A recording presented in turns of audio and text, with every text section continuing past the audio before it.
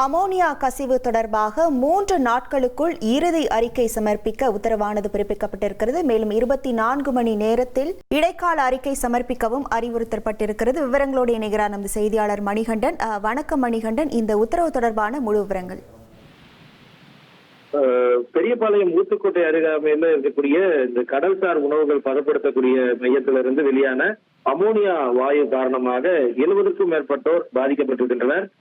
7 பேர் இதுவரை உயிரிழந்திருப்பதாக தகவல்கள் வெளியாகி இருக்கக்கூடிய நிலையில ஆலையில் ஆய்வு செய்ய தேசிய பேரிடர் மீட்பு குழுவினர் அரக்கோணத்திலிருந்து புறப்பட்டிருக்கிறார். சம்பவத்தை குறித்து தகவல் கிடைத்தவுடன் தமிழ்நாடு அரசு உடனடியாக ஆம்புலன்ஸ் சேவைகளை ஏற்பாடு செய்திருக்கிறது. பாதிக்கப்பட்டவர்களை அருகில் உள்ள மருத்துவமனையில் அனுப்பி வைத்து தற்போது பாதிக்கப்பட்டவர்கள் வேல்ஸ் மருத்துவமனை மற்றும் வெங்கடேஸ்வரா மருத்துவமனைகள் அனுமதிக்கப்பட்டு சிகிச்சை பெற்று வருகின்றனர். பாதிக்கப்பட்ட அனைவருக்கும் சிறந்த மருத்துவ சிகிச்சை மற்றும் தேவையான அனைத்து உதவிகளும் வழங்க தமிழ்நாடு முதலமைச்சர் மாவட்ட நிர்வாகத்திற்கு உத்தரவிட்டிருக்கிறார். மேலும் தீவிரமாக பாதிக்கப்பட்டவர்களை சென்னை ராஜீவ்காந்தி மற்றும் ஸ்டான்லி அரசு பொது மருத்துவமனைகளுக்கும் திருவள்ளூர் அரசு பொது மருத்துவக் கல்லூரி மருத்துவமனைக்கும் மாற்றுவதற்கான ஏற்பாடுகள் செய்யப்பட்டு வருகிறது. இது தொடர்பாக விசாரணை மேற்கொள்ள தொழிலக பாதுகாப்பு மற்றும் சுகாதாரத்துறை இயக்குநர் தலைமையில் தமிழ்நாடு மாசு கட்டுப்பாட்டு வாரியத்தின் உறுப்பினர் செயலர் மற்றும் பொது சுகாதாரத்துறையின் கூடுதல் இயக்குநர் ஆகியோர் உறுப்பினர்களாக கொண்ட விசாரணை குழுவை அமைக்க மாண்புமிகு முதலமைச்சர் உத்தரவிட்டிருக்கிறார்.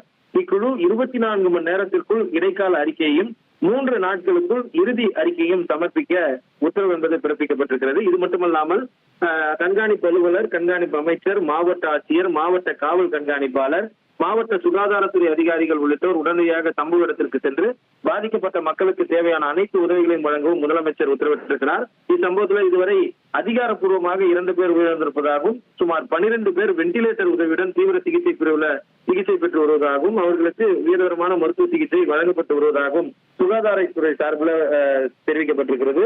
இது ஒரு துயரமான தொழில்துறை விபத்தாகவும் இச்சம்பவம் தொடர்பாக தொழிற்சாலை நிர்வாகத்துறை சேர்ந்த ஒருவரை காவல்துறை விசாரணைக்காக காவல் எடுத்திருக்கிறது. 2 பேர் இதுவரை கைது செய்யப்பட்டிருக்கின்றனர் என்பது அண்மை தகவலாக இருக்கிறது. பாதிக்கப்பட்ட தொழிலாளர்கள் மற்றும் உயிரிழந்தோரின் குடும்பங்களுக்கு ஊழியர் மாநில காப்பீடு திட்டம் இஎஸ்ஐ, தொழிலாளர் இழப்பீடு சட்டம் மற்றும் நடைமுறையில் உள்ள பிற தொழிலாளர் நல சட்டங்களின் கீழ் வழங்கப்பட வேண்டிய இழப்புகள் எந்த விதத்திலும் தடையிடாமல் வழங்கப்பட வேண்டும் என்பதிலும் முதலமைச்சர் அறிவுறுத்தலாக வழங்கியிருப்பதாக தெரிகிறது. இது தொடர்பாக தமிழ்நாடு முதலமைச்சர் உரிய அதிகாரிகளிடமும் அமைச்சர்களிடமும் நிலைமை குறித்து தொலைபேசி வாயிலாகவும் கேட்டறிந்திருக்கிறார். இந்த சம்பவத்தை தொடர்பாக பாதிக்கப்பட்டிருக்கூடிய அனைவருக்கும் சிகிச்சை வழங்கிடவும் அவர்களுக்கு தேவையான உதவிகளை வழங்கிடவும் துறை சார்ந்த அமைச்சர்கள் மற்றும் அதிகாரிகளுக்கு முதலமைச்சர் உத்தரவிட்டிருக்கிறார். விவரங்களுக்கு நன்றி மணிகண்டன். இனி செல்லும் இடமெல்லாம் செய்தி. தந்தை டிவியின் வாட்ஸ்அப் சேனலை ஃபாலோ பண்ணினா செல்ல இருக்கும் இடமெல்லாம் செய்தி. இதோ QR கோட் இப்பவே ஸ்கேன் பண்ணுங்க, ஃபாலோ பண்ணுங்க.